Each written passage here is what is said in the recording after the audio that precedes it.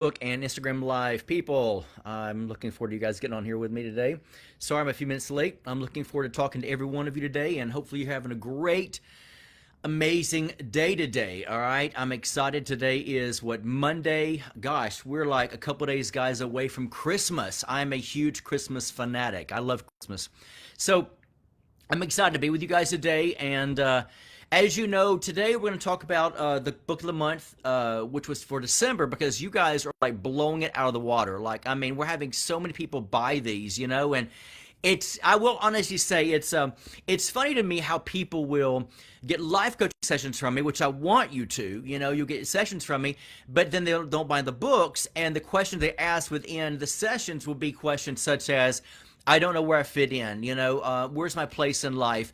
And I won't about to say, do you not read your books? Do you not read? And one of the things I really encourage people to do is it's time to start reading and focusing on the fact of really what God is wanting you to be able to do by getting some information, some education, some stuff within inside of you to be able, I'm trying to adjust the camera here, to be able to get you guys where you need to be. So I always tell people, it's a known fact, but it's true. But we'll say successful rich people, motivational speakers, whatever, they all read books. It's a known fact because education is power.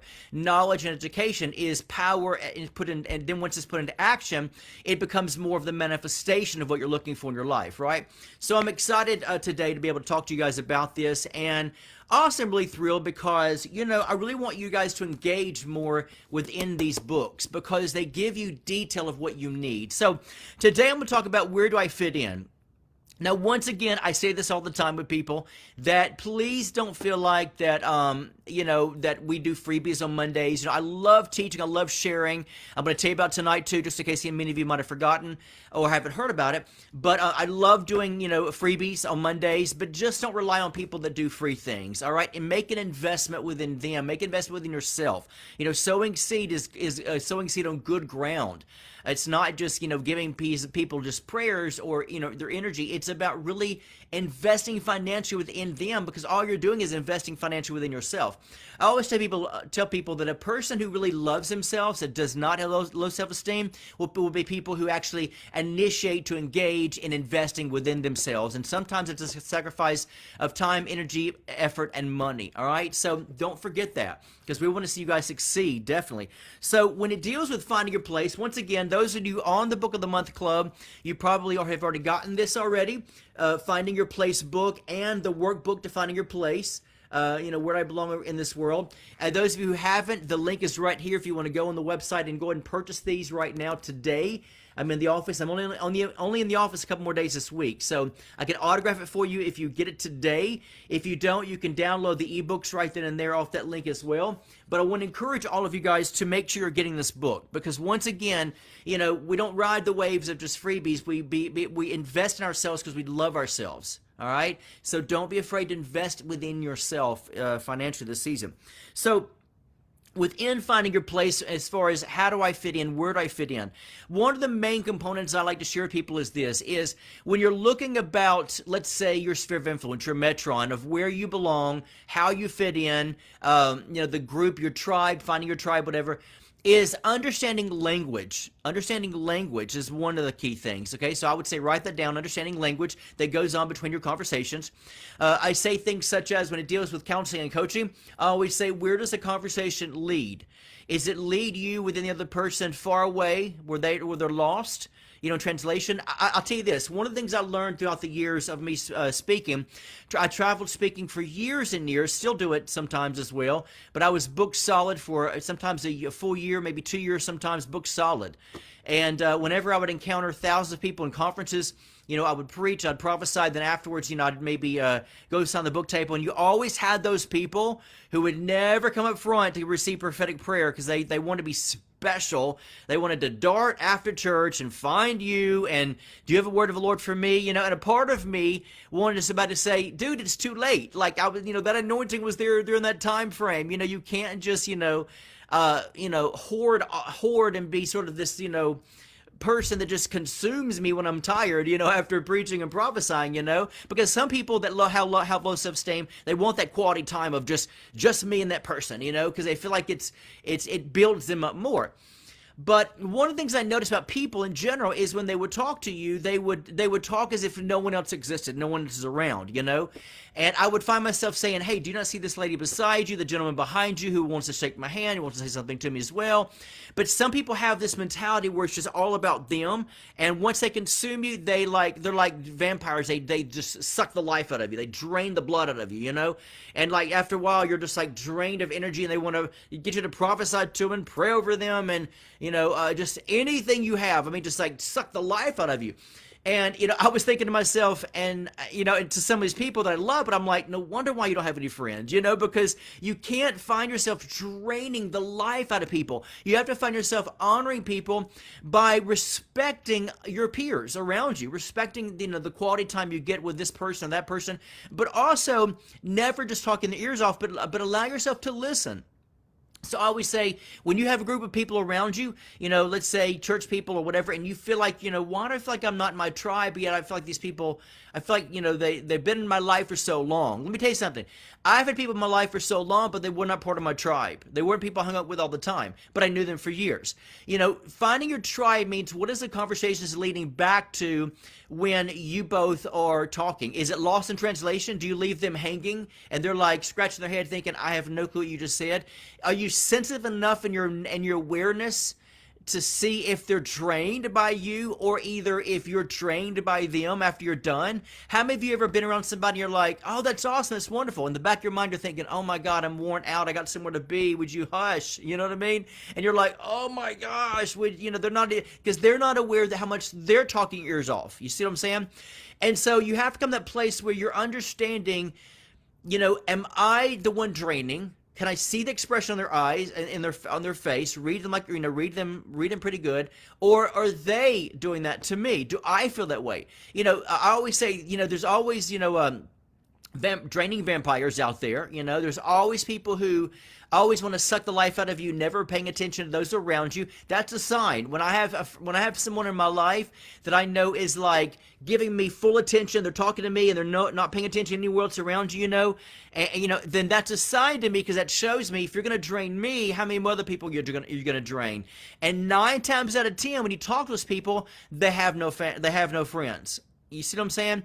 Because you might have ran them off. You know what I mean? And so it's a place where you have to be able to pay attention to details and be in that place of, if you're in a tribe with somebody or some people, that you're aware of their respect, you're aware of honoring them, you're aware of your own honor, you're aware of where the conversation is leading when you're talking to them. Is it leading to a place that person can build on it? Is it leading to a place where they both come into what I say koinonia, or conversation, where their conversation is blending together and it's lifting two people up? As opposed to you're talking their ears off and they're just going down. They're like, and you can see where their life is just drained from their face. Are you with me?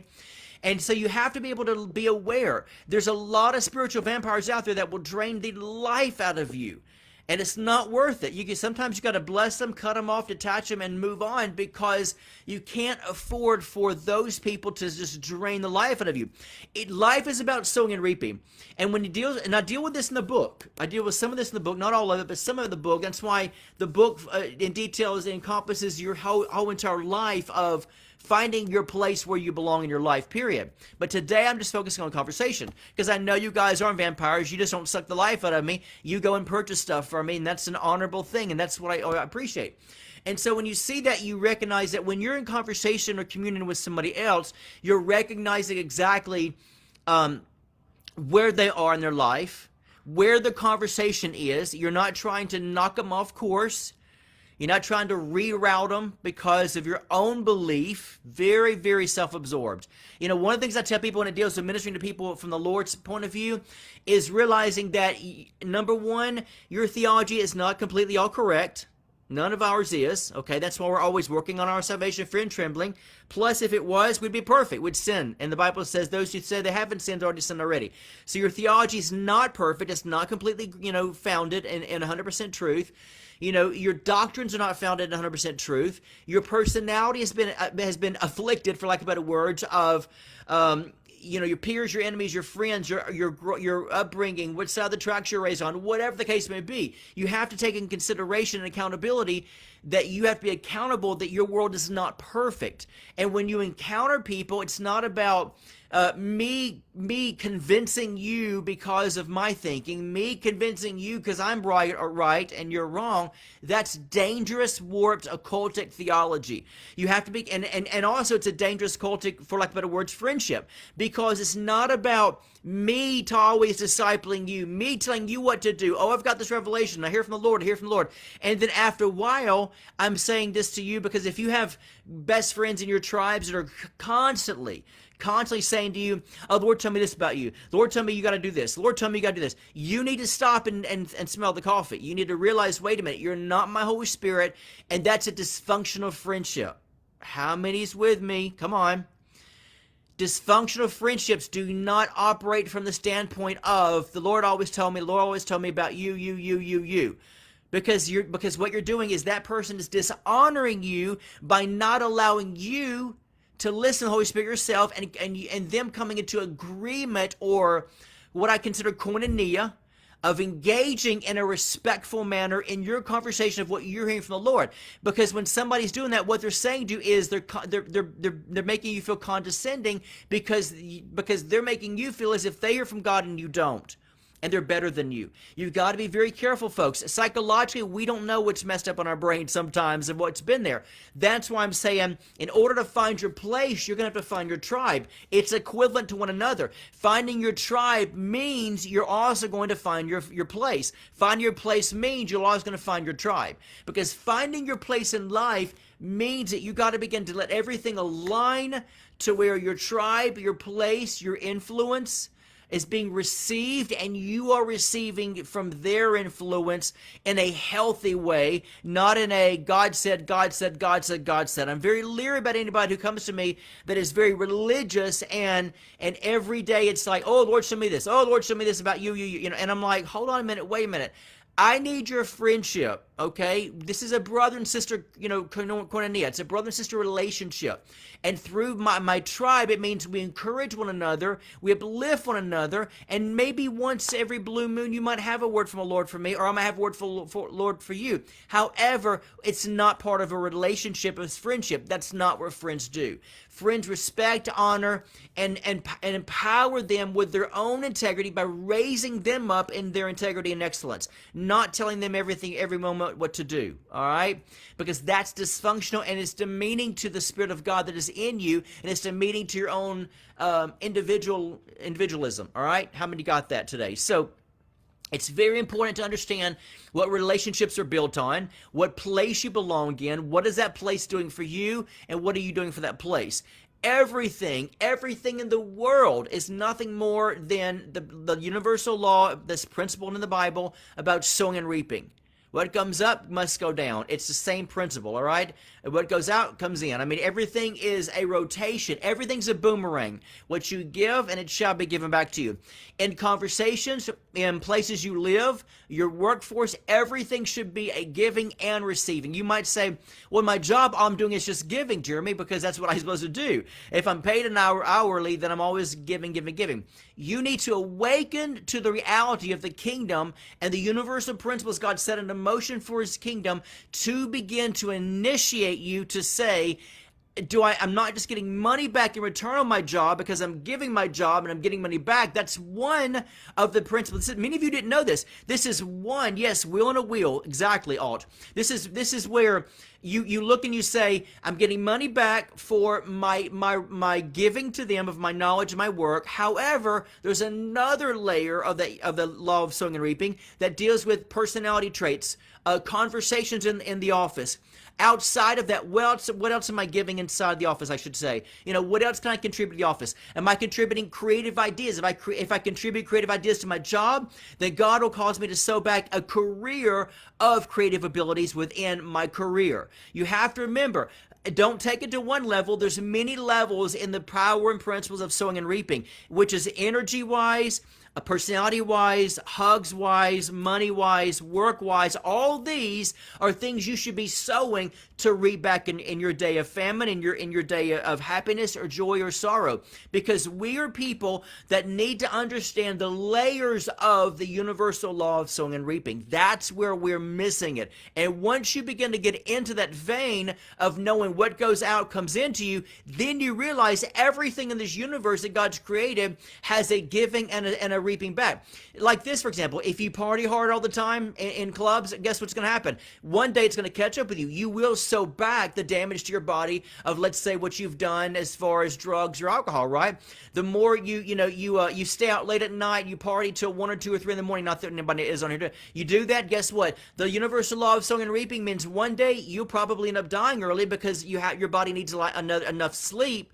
And so you got to realize one day it catches up to you. What goes around comes around, and whatever you do, you have to remember you will get that back in return.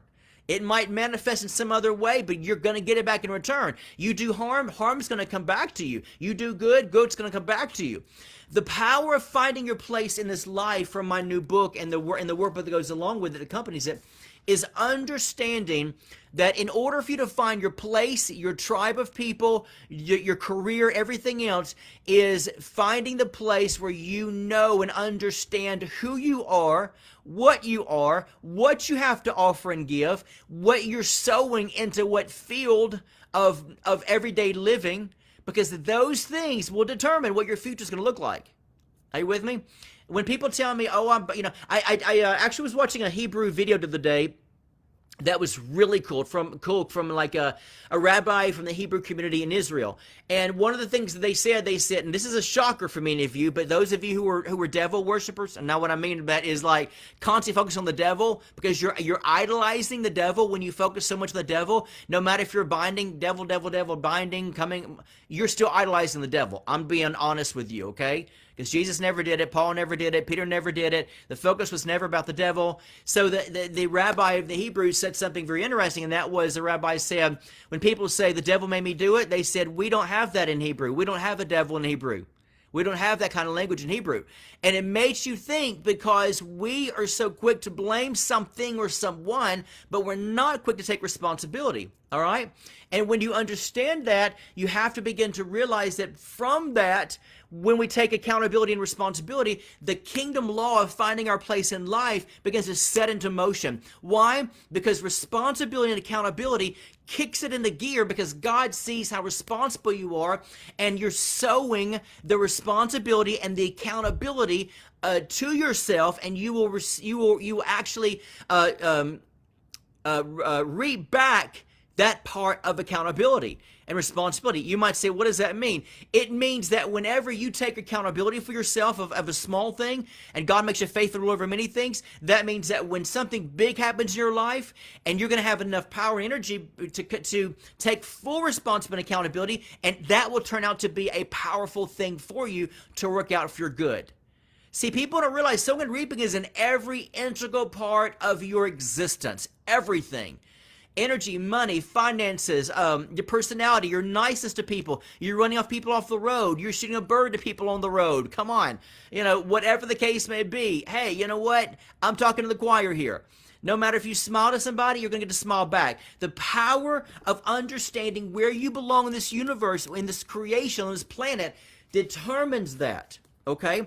So in the workbook, one of the things I talk about in the workbook is I give you questions in the workbook that help you to answer these questions to where it'll trigger an awakening in your consciousness and your spirit to begin to show you what you have been doing, where you belong, how have you been treating your environment, your world. These are powerful components to understand your life, all right? And now then, with all that said, go right now. The link is on here because I got some really good news to say you guys in a minute about tonight. You don't want to miss tonight, all right? You don't want to miss tonight, because all you guys are going to be a part of something I'm going to tell you about in a minute, and it's going to be huge. And you're going to be able to interact with me tonight, all right? So stay tuned for a moment. So this right here is Finding Your Place, okay? The book and the workbook. You can download these. Let's say, for example, my friend Alt doesn't live in the country here, so you can just download these as an ebook and get them within seconds. Those of you in Canada, Taiwan, Great Britain, Switzerland, Germany. God, we had so many people over in Switzerland, Germany. Netherlands, Norway. We get so many people in these areas.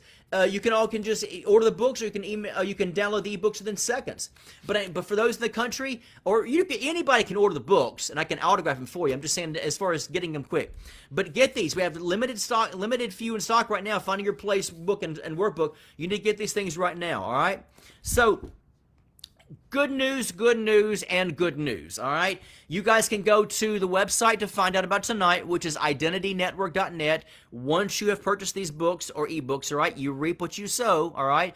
If you got Revelation Day, you sow into that revelation, all right? That's just how it works. In order for it to really embed in your heart, you gotta invest in the foundation of the revelation you got. So with that being said, if you go to the main website, you're going to find one thing, and that is this. You're going to find where it's going to tell you tonight, Monday. Oh, man, what is the date today? I just completely, 20th. We're a couple days away from Christmas. Today, Monday the 20th, all of you guys listening in the future, past this Monday the 20th of 2021, you're going to miss it. Sorry, maybe we'll do another time for you.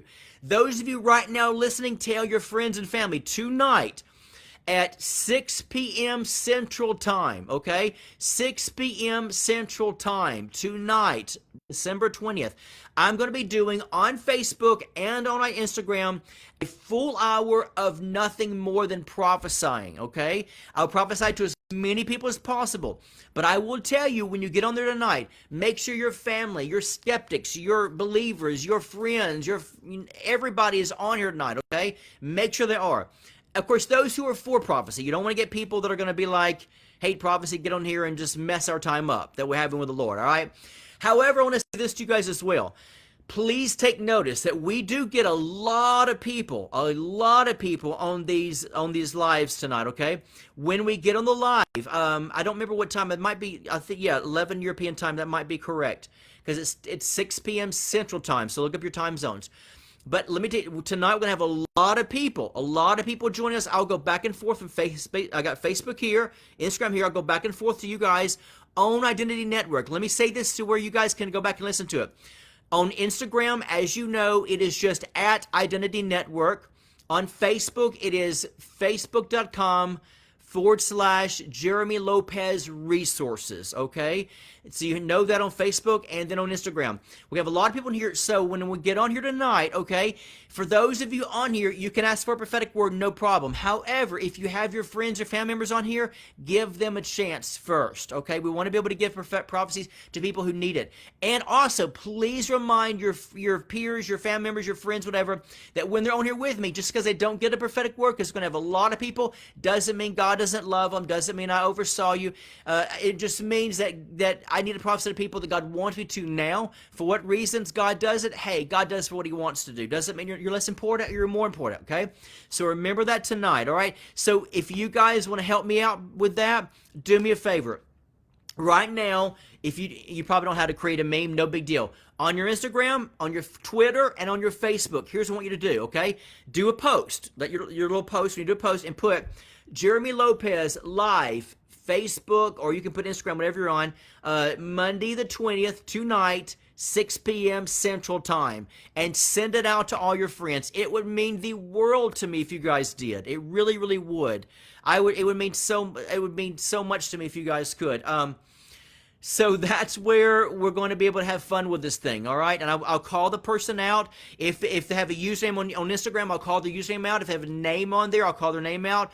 On Facebook or Twitter, Facebook or Instagram. Even if it's on Twitter, put it on there. Say, hey guys, if you have an Instagram or Facebook account, go to this and watch Jeremy live tonight at 6 p.m. Central Time, December 20th, tonight, all right? I can't wait to see all of you guys, all right? It might be your morning, noon, and night, or during the night, but be with me tonight. Help support this. Also, if you guys don't mind, do me a favor. You guys know I never, ever, ever do this. I really don't. But some of you are tremendous givers, and yet sometimes you might not feel like you get anything back in return. I want to say this to you guys. We did post on Instagram and Facebook yesterday a meme that was basically asking, for donations. Most people don't realize this, but at Christmas sometimes we can either get really slammed with business or it gets a little slow. Let me just say this. I know everyone's, getting ready for Christmas, okay? But let me tell you this. Our finances can be really, really low like the week before Christmas, and we got to pay our employees, and yet we feel bad because we want to be able to give them something, like maybe some type of bonus, maybe if we're lucky. But please, please do me a favor if you guys can tonight. It would mean the world to me right now if you guys can go to Identity. You guys know my heart. I don't ever ask for this. I don't. I'm not that, give us $1,000 or we're gonna go broke and close up the website. We're not gonna do that. I'm just saying though, from my heart, with humility, if you guys can go on Identity Network right now, go to the very top of the right-hand side. I think it says, hello, let's see here. No.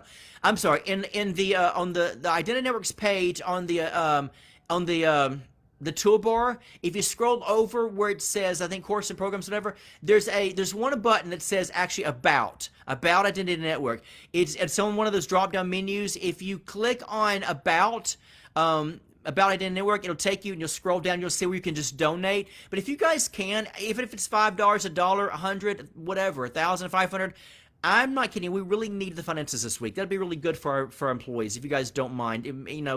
Just asking from the bottom of my heart, all right? If you guys can do that for me today, now, that'd be really good.